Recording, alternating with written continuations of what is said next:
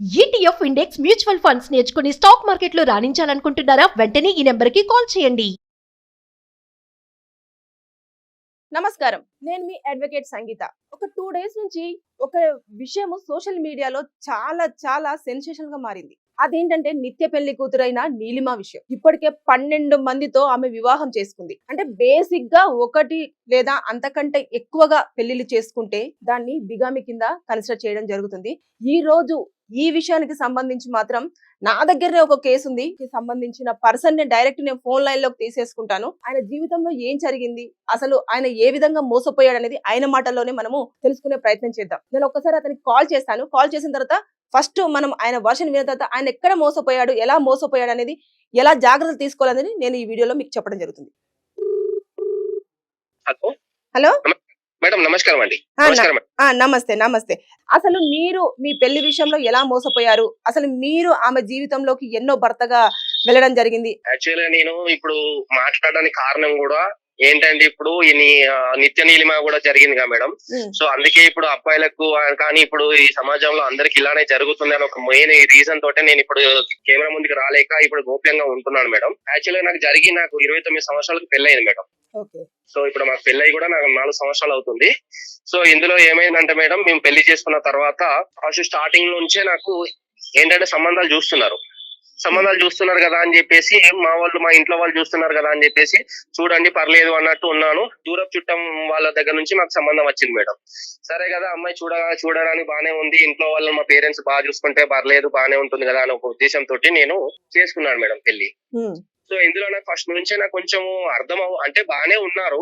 But తర్వాత ఏమైంది అంటే మేడం, కొంచెం ఏదన్నా అడిగినా కూడా సమాధానం చెప్పకపోవడం, ఊకే ఇంటికి వెళ్ళిపోవడము, ఊకే ఏం సమాధానం చెప్పకుండా ఊకే ఏదో ఒకటి వాళ్ళది వాళ్ళే చూసుకోవడము, ఏది కూడా సీక్రెట్ గా ఉండడము, ఆ ఫోన్ కూడా ఇవ్వకపోవడము, ఏదన్నా ఉన్నా కూడా ఏ దానికి కూడా రెస్పాండ్ కాకపోవడము, ఇలా జరిగేది మేడం. ఊకి ఇంటికి వెళ్తుంటే కూడా పెళ్ళైన కొత్తలో కాబట్టి ఏం రెస్పాండ్ కాలేదు అని చెప్పేసి ఆ ఉద్దేశంతో నేను అలానే బానే ఉన్నాను మేడం. నేను ఏంటంటే మా పేరెంట్స్ చూస్తున్నారనే ఒక ఉద్దేశంతో నేను ఎప్పుడు బ్యాక్గ్రౌండ్ వెరిఫికేషన్ గానీ అమ్మాయి వాళ్ళు ఎక్కడ ఏంటి అని ఎప్పుడు అడగలేదు అని కూడా నేను చేసుకోలేదు. ఇంకోటి ఏంటంటే మేడం, పెళ్లి జరిగిన తర్వాత ఒక 3-4 నెలల తర్వాత నేను మా ఫ్రెండ్స్ వాళ్ళతో బయట ఉన్నప్పుడు మా పెళ్లి ఫోటోలు చూపిస్తున్నప్పుడు అలా మా ఫ్రెండ్ ఒక అతను నాకు చూసి ఈ అమ్మాయిని ఎక్కడో చూసినట్టు అనిపిస్తుందిరా అని చెప్పేసి నాతో అన్నారు. అంటే నేనేమన్నాను, అదేంటి మా భార్య, నువ్వు నా పెళ్లికే రాలేదు కదా, మా భార్య ఫోటో ఎక్కడ చూసినావు ఏంటి అంటే, తర్వాత నాకు ఒక వారం రోజుల తర్వాత నాకు మా ఫ్రెండ్ ఫోన్ చేశాడు. నాకు ఫోన్ చేసి, అరే మీతో నేను ఒక మాట మాట్లాడాలరా అని చెప్పేసి అంటే, ఏమైందిరా అని చెప్పేసి ఒక మాట అడిగాను. అడిగితే నేను కలిసి మాట్లాడాలరా అని చెప్పేసి నన్ను పిలిపించి వాళ్ళ ఇంటికి పిలిపించి కూర్చోబెట్టి అడిగాడు, ఎప్పుడు పెళ్ళయింది, మీ అమ్మాయి ఎలా తెలుసు మీకు ఏంటి అంటే, అదేంటి ఎవరికైనా ఉంటుంది కదా మేడం, మన వైఫ్ గురించి వేరే వాళ్ళు అడుగుతున్నారా అంటే కొంచెం ఎలా ఉంటుంది కదా, అది ఎందుకు ఏమైందిరా ఏంటి అని అడిగితే, లేదు మామ నువ్వు చెప్పురా అని అన్నారు. అంటే లేదురా ఇలా మా దూరపు చుట్టం వాళ్ళు చూసారు సంబంధము, అట్లా ఇంట్లో ఒప్పుకున్నారు, నా ఇంట్లో అందరికి నచ్చింది, నాకు కూడా నచ్చింది, బాగానే ఉంటున్నాం మేము అని అంటే, ఒకసారి ఈ ఫోటో చూడరా అని చెప్పేసి నాకు ఒక ఫోటో చూపించాడు. ఫోటో చూపిస్తే మా వైఫ్ వేరే వాళ్ళతోటి ఉండడం నేను చూసి షాక్ అయిపోయాను మేడం. అంటే ఉండడం అంటే ఎట్లా, ఆ ఫోటో క్లారిటీ ఫోటో ఇంకా అది పెళ్ళైన ఫోటోనే ఉంది మేడం, బయట రెస్టారెంట్స్ లో ఆ ఫోటోస్ కూడా అలా ఉన్నాయి. అది నేను అతనికి వాళ్ళ ఫ్రెండ్ ఎవరో పంపించారంట, అది ఫేస్బుక్ లో చూసి అలా అతను ఫోటో దింపుకున్నాడు. అది ఆ ఫోటో చూసినట్టు అనిపించింది, సిమిలర్ గా ఉంది అని చెప్పేసి పంపించాడు. నాకు డౌట్ వచ్చింది, అరే లేదా ఇది ఎక్కడో సేమ్ సిమిలర్ గా ఉన్నాయి కావచ్చు, అలా మా వైఫ్ అయితే కాదు అని చెప్పేసి నేను అడిగాను. అప్పటికి కొంచెం చాట్ గా వ్యవహారాలు అన్నట్టు నాకు అనిపించింది. ఎందుకైనా మంచిది, నా లోపల అయితే అది ఒకటి ఉంది. బట్ ఏంటంటే ఈమె దగ్గర నుంచి మనం డైరెక్ట్ గా క్వశ్చన్ చేయలేం కదా, ఇప్పుడు ఎవరినైనా డైరెక్ట్ గా క్వశ్చన్ చేసి నువ్వు ఏంటి ఇలా ఉన్నావు ఏంటి అప్పేసి అడగలేం కదా. సో ఎందుకో నాకు ఒక డౌట్ వచ్చింది, నేను ఏం చేశానంటే వాళ్ళ ఊరికి వెళ్ళేసి ఒకసారి అడిగితే అక్కడ వాళ్ళ ఇంటి దగ్గర నుంచి వాళ్ళ పేరెంట్స్ ఎవరైతే అడ్రస్సింగ్ ఉంటది కదా, అది కూడా ప్రాపర్ గా లేదు రెస్పాన్స్ అనేది. వీళ్ళు ఇక్కడ ఉంటారు ఉండరు రెంట్కుంటారు అని చెప్పేసి అని అన్నారు. మాకు చెప్పడం ఏంటి, వాళ్ళు బాగానే ఉంటారు ఇక్కడనే వాళ్ళ డాడీ పని చేస్తారు అని చెప్పేసి అప్పుడు పెళ్లి కాక ముందు మాకు చుట్టాల సైడ్ నుంచి తెలుసు. సో దీంట్లో ఇంకోటి ఏంటంటే, ఈ అమ్మాయి గురించి మనం తెలుసుకోవడానికి ఇక్కడ పలానా దగ్గర జాబ్ చేస్తాను నేను అని చెప్పేసి చెప్పారు ఫస్ట్. తర్వాత పెళ్ళై 3 నెలలు అవుతుంది, మనం జాబ్ కి వెళ్ళవా ఏంటి, నువ్వు ఇక్కడ జాబ్ చేస్తావే అంటే కూడా అన్ని సీక్రెట్ గా పెట్టేది. ఫోన్ పాస్వర్డ్ నుంచి గానీ మనకు ఆమె గురించి తన గురించి నాకు ఏమీ తెలియదు మేడం. సో నేను మా పేరెంట్స్ చూసారు కాబట్టి వాళ్ళ మాటను మనం కాదనద్దు అనే ఉద్దేశంతో నేను అలా చేసుకున్నాను మేడం. సో నేను ఇక్కడ జాబ్ చేయడము, ఆ అమ్మాయి ఇంట్లో ఉండడం ఏం చేస్తుందో మనకు తెలీదు. ఈ పెళ్ళైన కొత్తలో ఎవరైనా కూడా అమ్మాయిలు అలానే కంఫర్ట్ లేకుండా ఉంటారు, కొత్త ఇల్లు కాబట్టి నేను ఎక్కువ అడగలేదు. తర్వాత నాకేమనిపించింది, ఒకసారి ఎందుకు ఈ అమ్మాయి ఎందుకు బిహేవ్ చేస్తుంది, ఎందుకు కంఫర్ట్ గా ఉండట్లేదు, కన్వీనియంట్ గా ఎందుకు ఉండట్లేదు, ఏమన్నా ప్రాబ్లమా అని చెప్పేసి మాట్లాడడానికి ట్రై చేస్తే ఒక రోజు నార్మల్ గా చిన్నగానే కొంచెం సీరియస్ మాట్లాడి నీకు సంబంధం లేదు, నేను నీకు వచ్చింది నీకోసం, నేను ఇక్కడ పని చేయడానికి నేను రాలేదు అన్నట్టు మాట్లాడేది. అప్పుడు నాకు కొంచెం డౌట్ వచ్చింది మేడం. ఇక అప్పుడు నేను కొంచెం బ్యాక్గ్రౌండ్ వెరిఫికేషన్ చేసుకోవడం స్టార్ట్ చేశాను. సో ఇందులో ఏమైందంటే నాకు మధ్య మధ్యలో డౌట్ వచ్చింది ఎక్కడ అంటే, నన్ను కొంచెం మాట్లాడడం వరకు ఓకే మేడం, అంటే ఎట్లా ఉండే విధానం బావా అని పిలుచుకుంటే ఎవరికైనా అనిపిస్తుంది కదా మేడం, బావా అని మాట్లాడితే ఎవరికైనా అనిపిస్తుంది కదా. సో దాంట్లోనే నాకు అనిపించి ఆమె ఈ దీంట్లో ఏంటంటే ఈమె వేసిన స్కెచ్ ఎలా ఉంటదంటే మేడం, ఈ 3-4 నెలల్లోనే మా డాడీకి బాగాలేదు, మా అమ్మకి బాగాలేదు అని చెప్పేసి మా ఇంట్లో నుంచి 20 లక్షల రూపాయలు తీసుకున్నారు మేడం. అది మరి మీ ఇంట్లో వాళ్ళకు తెలుసు? అది ఎలా తీసుకున్నారు అంటే ఓన్లీ డైరెక్ట్ క్యాష్ రూపంలో అడగలేదు ఏ రోజు కూడా. ఏదన్నా ఉంటే సఫర్ అయినట్టు బాధపడ్డట్టు ఉండడం వల్ల ఏమైంది అని అడుగుతా, మా అమ్మకి బాగాలేదు, మా డాడీకి బాగాలేదు అని అంటే మా పేరెంట్స్ దాకా వెళ్ళినప్పుడు సరేలే ఎక్కడికి పోతుంది మన అమ్మాయే కదా అని చెప్పేసి మా ఇంట్లో ఉన్న బంగారం కూడా తాకట్టు పెట్టి అక్కడ వరకు దాకా కూడా పోయింది మేడం. ఎప్పుడైతే నేను బ్యాక్గ్రౌండ్ వెరిఫికేషన్ స్టార్ట్ చేసుకున్నానో నాకు తెలిసిన విషయము, ఆ ఫోటో నిజమే. ఆ ఫోటో అతను ఎవరు అంటే ఎక్కడో బెంగళూరు మేడం, నేను ఇక్కడ ఎక్కడో హైదరాబాద్ లో జాబ్ చేసుకుంటాను, ఆ అమ్మాయి అక్కడ బెంగళూరుకి ఎప్పుడు పోయిందో లేదు తెలియదు మనకు. అలా బ్యాక్గ్రౌండ్ వెరిఫికేషన్ లో నాకు తెలిసిన విషయం ఏంటంటే మేడం, నేను వింటే షాక్ అయిపోతాను, చెప్పుకోలేకపోతున్నా నేను బయటికి కూడా. ఆ అమ్మాయికి ఆల్రెడీ 3 పెళ్లి అయిపోయింది మేడం. 2 తెలంగాణ వాళ్ళతో పెళ్లి అయిపోయింది. ఒక అతను ఫస్ట్ హస్బెండ్ బెంగళూరు అతను, తర్వాత 2 తెలంగాణ వాళ్ళు. ఈ మూలకు ఒకరు ఉంటారు మేడం, ఆ మూలకు ఒకరు ఉంటారు మేడం. అలా ఎక్కడి నుంచి అనేది కూడా మన నేను 4వ వాడిని మేడం. నేను చెప్పుకోవడానికి కూడా నాకు సిగ్గుచేటుగా అనిపిస్తుంది. వాస్తవంగా చెప్పాలంటే నేను 4వ హస్బెండ్ ని. నా దగ్గర నుంచి ఒక 20 లక్షల రూపాయలు వాళ్ళు దోచుకున్నారు మేడం. ఇందులో ఇంకో విషయం ఏంటంటే, మెయిన్ రీజన్ నమ్మి మోసపోయిన అనే దానికి ఒక ఉదాహరణ చెప్పాలంటే మేడం, వాళ్ళ పేరెంట్స్ అనేది ఆ ఒక్కతే ఉండదు మేడం ఇలా చేయడము. వీళ్ళంతా కలిసి ఒక బ్యాచ్ అంటే వాళ్ళ పేరెంట్స్ ఒక స్కెచ్, వాళ్ళ చుట్టాలు ఒక స్కెచ్. ఎవరైతే మనకు కొంచెం ఆర్థికంగా బాగుండి పరువుకి ఇంపార్టెన్స్ ఇచ్చి కొంచెం ఆర్థికంగా బాగుండి డబ్బులు పెట్టుకోగలుగుతాము, చదువుకొని పోతారు అనుకుంటారు కదా, వాళ్ళని ఒక టార్గెట్ లాగా చూసుకుంటారంట మేడం. తర్వాత మరి మీరు వాళ్ళని అడగడము ఇదంతా చేశారు కదా, అది అప్పుడు వాళ్ళు చెప్పిన సమాధానం ఏంటి? వాళ్ళు చెప్పినాక అట్లా ఇప్పుడు ఇలా చేసింది, ఇట్లా ఒక 2 ఉన్నారు అని చెప్పేసి మాట్లాడి మీ 2 కూర్చోబెట్టి పెద్ద మనుషుల దగ్గర కూర్చోబెట్టి పంచాయతీ చేపిస్తే కూడా ఇప్పుడు వాళ్ళు మా మీద పెట్టిన కేసు ఏంటంటే 498A అంటే మెయింటెనెన్స్ కేసు పెట్టారు మేడం. సో ఇలా పెట్టడం వల్ల మేము కూడా రివర్స్ కేసు పెట్టేసరికి అందులో తేలింది ఏంటంటే అమ్మాయి మమ్మల్ని మోసం చేసింది, ఏదో ఒక దీనికి పరిష్కారం కావాలని చెప్పేసి మాకు కాంటాక్ట్ త్రూ మీరు మాకు తెలిసారు కదా, మేము మీ దగ్గరికి వచ్చాం మేడం. ఇక తర్వాత నుంచి కేసు మొత్తం మీకు తెలుసు. సరే, ఇప్పుడు నువ్వు ఇంత మోసపోయావు, ఒక 4వ భర్తగా ఆవిడ జీవితంలోకి ప్రవేశించావు, వాళ్ళు అయినప్పటికీ కూడా ఎలాంటి భయం లేదు, అంటే నేను తప్పు చేశాను అన్న కొత్త కాదు కదా మేడం. ఇప్పుడు ఆల్రెడీ నేను 4వ వాణి అని అంటే ఆల్రెడీ ఫస్ట్, సెకండ్, థర్డ్ వాళ్ళ దగ్గర నుంచి ఇట్లాంటి వాళ్ళు కూడా చేసే ఉంటారు కదా. ఇప్పుడు మన ఒక చిన్న విషయం మేడం, ఇప్పుడు ఇండియాలో ఉన్నదే అది, ఏ తప్పు చేసినా కూడా డైరెక్ట్ చంపేయారు కదా, ఏ చేసినా కూడా మనకి దానికి రివర్స్ నువ్వు అలా ఎలా చేస్తావు ఏంటి అనేది కూడా ఒక ప్రాపర్ రీజన్స్ ఉండాలి కదా. అదే వాళ్ళ ధైర్యము, ఏం చేసినా కూడా మాట 2 దెబ్బలు వేస్తారు కావచ్చు, అంతకు మించి ఏం చేయరు కదా మేడం. ఇప్పుడు నువ్వు ఎన్ని సంవత్సరాలు పెట్టుకున్నారు వాళ్ళు? ఎన్ని సంవత్సరాల నుంచి సఫర్ అవుతున్నావు? నేను ఆల్రెడీ 4 years అవుతుంది మేడం. నాకు అది 6 months లోపే నాకు మ్యాటర్ అంతా తెలిసింది. అప్పటి నుంచే ఇది అంతా జరుగుతుంది, కానీ ఇప్పటి వరకు దీనికి సొల్యూషన్ అనేది రాలేదు. అందుకే మీకు కాంటాక్ట్ అయ్యాం మేడం మేము. ఇప్పుడు నేను కెమెరా ముందుకు రావడానికి నాకు ప్రాబ్లం ఏం లేదు. బట్ ఏంటంటే ఎప్పుడైతే నేను కెమెరా మీద కదా నేను బయటపడినట్టు అవుతుంది, వాళ్ళ పేర్లు కూడా బయట పెట్టుకున్నట్టు అవుతుంది, నా పరువు ఆల్రెడీ పోయింది. ఇప్పుడు కూడా నేను చెప్పడానికి కారణం ఏంటంటే మేడం, ఇప్పుడు నేను ఇప్పుడు సెకండ్ మ్యారేజ్ చేసుకుందాం అనుకుంటారా, ఇప్పుడు నాకు కేసు కోర్టులో నడుస్తుంది. ఈ కేసు ఉన్నది కాబట్టి నాకు పిల్లని ఎవరు ఇస్తలేరు. ఇప్పుడు కూడా నేను చెప్పేది ఏంటంటే, ఇప్పుడు బయట వేరే వాళ్ళకు సంబంధాలు వస్తున్నాయి, ఇంటి పక్కన వాళ్ళకి సంబంధాలు వస్తున్నాయి, ఇంటి పక్కన వాళ్ళకి జాబులు వస్తున్నాయి, నువ్వు ఎప్పుడు చేసుకుంటావు, 28 సంవత్సరాలు వచ్చినాయి, 29 సంవత్సరాలు వచ్చినాయి, పెళ్లి చేసుకోవాలంటే వీళ్ళ పేరెంట్స్ కోసమో లేకపోతే పక్కన వాళ్ళు అంటున్నారు, ఏంది ఫ్రెండ్స్ అంటున్నారు అని చెప్పేసి పెళ్లి చేసుకోవడం కాదు మేడం.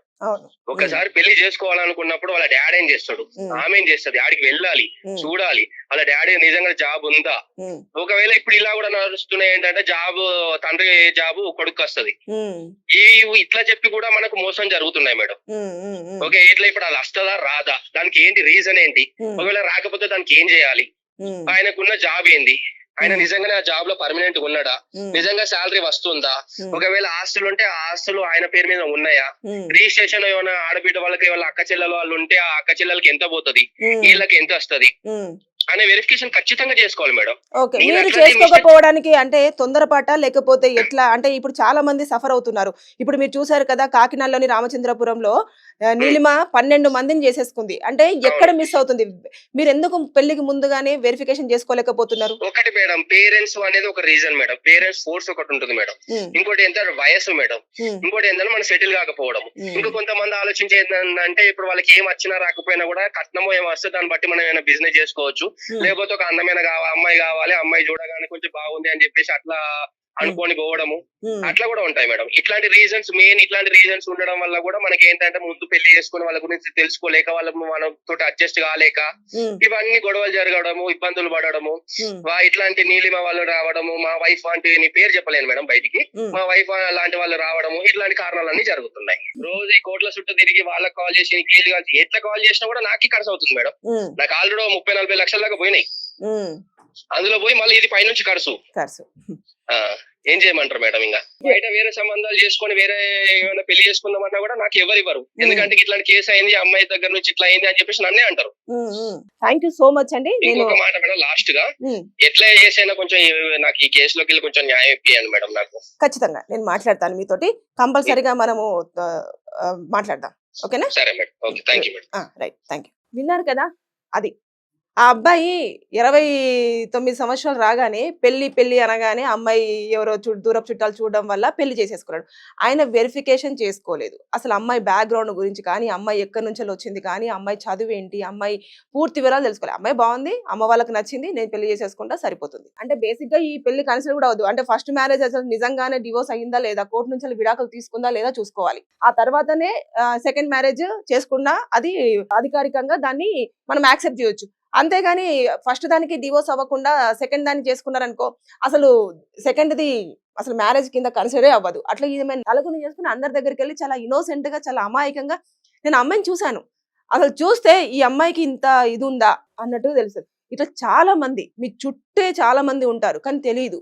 అమ్మాయి దొరికితే చాలు, అమ్మాయి ఏం లేకపోయినా మన దగ్గర ఉంది కదా, మనము అమ్మాయితో పెట్టేసి ఇంట్లో బాగుంటే చాలు, నా కొడుకుని చూసుకుంటే చాలు, మా అమ్మ నాన్నని చూసుకుంటే చాలు, మా కుటుంబ గౌరవాన్ని కాపాడితే చాలు, ఇవి మాత్రమే చూస్తున్నారు. కానీ నేను చెప్పేది ఒకటే, దయచేసి ఒక సంబంధం వస్తే అబ్బాయిలు కానివ్వండి, అమ్మాయిలు కానివ్వండి, చాలా జాగ్రత్తగా అమ్మ కోసమో, నానమ్మ కోసమో, తాతయ్య కోసమో, చుట్టుపక్కల వాళ్ళు అంటున్నారన్న దానికోసమో, లేకపోతే ఏజ్ అయిపోతుంది, ఏజ్ బార్ అవుతున్నామన్న ఉద్దేశంతో ఎవరిని పడితే వాళ్ళని పెళ్లి చేసుకొని ఇబ్బంది పడద్దు.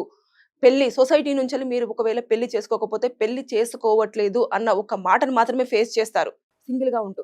కానీ ఒక అమ్మాయి కానీ ఒక అబ్బాయి కానీ మీ లైఫ్ లోకి వచ్చిన తర్వాత అవి చాలా ఇంకా క్రిటికల్ అయిపోతాయి. పోలీస్ స్టేషన్స్, కోర్టులు, ఇంకా time waste, mental tension, money పోతుంది, హెల్త్ ప్రాబ్లమ్స్ వస్తాయి, ఇవన్నీ వస్తాయి. ఇప్పుడు ఇలాంటి కేసులలో ఎలాంటి సెక్షన్స్ అవుతాయి అంటే ఇండియన్ పీనల్ కోడ్ కింద 494 వస్తుంది అన్నట్టు. అంటే మనల్ని మోసపూరితంగా, అంటే పెళ్లి అయినా కూడా ఒక భర్త ఉండగా కూడా ఆవిడ పెళ్లి కాలేదని చెప్పి మనల్ని వేరే అబ్బాయిని పెళ్లి చేసుకున్నది కాబట్టి ఈ సెక్షన్ అట్రాక్ట్ అయిపోతుంది. ఇది దాదాపుగా 7 years నుంచి 10 years వరకు కూడా పనిష్మెంట్ ఉంటుంది. అంతేకాదు ఇంకొకటి వచ్చేసి 495 కూడా అప్లికేబుల్ అవుతుంది. 490 అంటే మోసపూరితంగా, అంటే అన్ని అబద్ధపు సాక్ష్యాలు చూపించి తప్పుడు ఇన్ఫర్మేషన్ అంతా ఇచ్చి కూడా పెళ్లి చేసుకోవడం. అంతేకాకుండా డబ్బులు తీసుకుంది కదా, చీటింగ్ కింద 420 కేసును కూడా అప్లికేబుల్ చేస్తారు. సో ఇట్లాంటి సెక్షన్స్ అన్ని కూడా అట్రాక్ట్ అవుతాయి. ఇప్పుడు ఈయన కేసులో ఆవిడ ఫస్ట్ హస్బెండ్ కి విడాకులు ఇవ్వలేదు, ఇలాగే మోసం చేసి కొన్ని రోజుల తర్వాత ఇక్కడ నుంచి ఒక 1-2 years తర్వాత అక్కడ అప్స్కాండ్ అయిపోతారు. ఎక్కడికి పోతారో తెలియదు, డబ్బులు తీసుకొని వెళ్ళిపోయి అక్కడ పెళ్లి చేసుకుంటారు. ఇక్కడ విడాకులు జరగలేదు. ఫస్ట్ ఎవరినైతే చేసుకుందో ఆ అబ్బాయే ఈమెకి ఇప్పటికీ కూడా భర్త. అంతేగాని ఈ ముగ్గురు ఎవరైతే ఉన్నారో, నాతో మాట్లాడిన కాలబ్బాయి కానివ్వండి, అంతకు ముందున్న 2 అబ్బాయిలు కానివ్వండి, వాళ్ళు భర్తల కిందకి రారు. దీన్ని బిగామి కింద కన్సిడర్ చేస్తారు అన్నట్టు. 1 లేదా అంతకంటే ఎక్కువ మ్యారేజెస్ చేసుకుంటే వాళ్ళను బిగామి కింద కన్సిడర్ చేస్తారు. ఇప్పుడు నీలిమ చూసారు కదా, 12 మంది అంటే మామూలు విషయం కాదు. అంటే ఎంత మేనేజ్ చేసి ఉంటది. ఎక్కువగా డబ్బున్న వాళ్ళని టార్గెట్ చేస్తున్నారు, మానసికంగా ఇబ్బంది పడుతున్న వాళ్ళని, అంటే లోన్లీగా ఉన్న వాళ్ళను, విడాకులు అయిన వాళ్ళని చూసి కన్సర్న్ ఇస్తున్నారు. ప్రేమ చాలా బాగా మాట్లాడతారు అన్నట్టు, నీకేం కాదు నేనున్నాను, ఇలాంటివన్నీ చాలా ప్రేమపూరితమైన మాటలు మాట్లాడతారు. అసలు ఇంకా ప్రపంచంలో నన్ను ఇంకా తప్ప ఇంక వీళ్ళు ఎవరిని ప్రేమించరు, అసలు ఇంకా నన్ను తప్ప ఇంత బాగా ఎవరిని చూసుకోదేమో అన్న లెవెల్లో, అంటే ఇంకా అందరు మన చుట్టుపక్కల ఉన్న వాళ్ళందరూ ప్రేమను మరిపించే అంతగా నటించేస్తారు. ఇంకా మీరు మొత్తం ఆ ట్రాప్ లో పడిపోయిన తర్వాత ఇంకా నేను ఈవడం తప్ప లేదంటే ఇతన్ని తప్ప పెళ్లి చేసుకోరు అని చెప్పేసి అని ఇంట్లో గొడవ చేసి పెళ్లి చేసుకున్న తర్వాత అసలు నిజాలన్నీ కూడా బయటపడతాయి. అప్పటికి చేతులు కాలిన తర్వాత ఆకులు పట్టుకుంటే ఏం లాభం. అందుకోసం అని చెప్పేసి మీరు ఎప్పుడైనా సరే జాగ్రత్తలు పాటించండి. దయచేసి సొసైటీలో చాలా వరకు మోసాలు జరుగుతున్నాయి. ఆ మోసాలు డబ్బున్న వాళ్ళని టార్గెట్ చేస్తున్నారు, మధ్య తరగతి వాళ్ళని కూడా టార్గెట్ చేస్తున్నారు. కాబట్టి ఎక్కువగా ఒంటరితనంగా ఉన్న వాళ్ళు, అలాగే పెళ్లి కోసం తాపత్రయ పడుతున్న వాళ్ళు, ఏజ్ కొంచెం బారైన వాళ్ళు, విడాకులైన వాళ్ళు, భార్య చనిపోయిన వాళ్ళు, లేదంటే భర్త చనిపోయిన వాళ్ళు, వీళ్ళందరినీ ఎక్కువగా టార్గెట్ చేసి ఇలాంటి బృందాలన్నీ కూడా తిరుగుతూ ఉన్నాయి సిటీలోని కాదు అన్ని ప్లేసులలో, అటు ఏపీ కానివ్వండి, తెలంగాణ కానివ్వండి, బెంగళూరు కానివ్వండి, చెన్నై కానివ్వండి, ఎక్కడ చూసినా కూడా వాళ్ళు ఒక 5-6 ఉంటారు. వాళ్ళ పని ఏంటంటే రిక్కీ చేయడం. అంటే ఏదన్నా ఒక పని చేసేటప్పుడు రిక్కీ చేస్తారు చూడండి, అట్లా ఎవరెవరు ఉన్నారు ఈ లొకేషన్ లో, ఎవరెవరు పెళ్లి కోసం బాగా వెయిట్ చేస్తున్నారు, పెళ్లి అయితే చాలు అనుకునే అబ్బాయిలు ఎవరున్నారు, అమ్మాయిలు ఎవరున్నారు అని చెప్పేసి వాళ్ళని తీసుకురావాలి. అమ్మాయిలు అయితేనేమో కట్నము బాగా భారీగా తీసుకోవాలి. అక్కడ నుంచి వెళ్ళి ఒక 3 నెలలు ఉండి 4 నెలలు ఉండి జంప్ అయిపోవాలి. సో విన్నారు కదా, దయచేసి అందరు అలర్ట్ గా ఉండండి. పెళ్లి చేసుకునేటప్పుడు బ్యాక్ అండ్ వెరిఫికేషన్ అనేది పక్కగా చేసుకోండి. కొంచెం టైం తీసుకున్నా పర్వాలేదు. పిల్లల జీవితాలని జాగ్రత్తగా పెళ్లి అనే పేరుతో మోసపోకుండా వారు హ్యాపీగా ఉండేలాగా చూడాల్సిన బాధ్యత తల్లిదండ్రులది. అలాగే చుట్టుపక్కల వాళ్ళు కూడా కొంచెం ఏదైనా తెలిస్తే చెప్పే ప్రయత్నం చేయండి. Thank you.